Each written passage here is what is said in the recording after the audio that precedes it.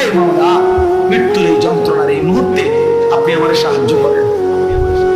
নবীজি বলছেন, নবীজি বিশুদ্ধ হাদিস, আল্লাহুম্মা হাওদিন আলাইয়া সাকরাতিল মাউত।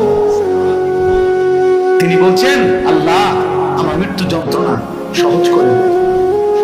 লা ইলাহা ইল্লাল্লাহ, আল্লাহ আপনি ছাড়া কোনো ইলাহ নাই। এরপরে বলছে ইন্নালিল মাউতি সাকারাত, আল্লাহ মৃত্যুর বড় যন্ত্রণা, মৃত্যুর বড় যন্ত্রণা।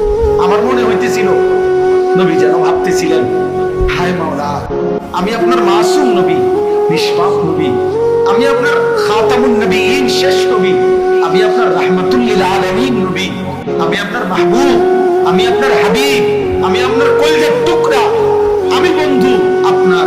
সেই বন্ধুর মৃত্যু যন্ত্রণা যদি এমন মনে হয়, আয় মাওলা আমার গুনাহগার উম্মতের মৃত্যু যন্ত্রণা কেমন হয়।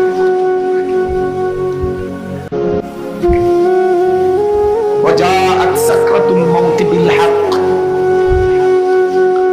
ذلك ما كنت منه تحيد।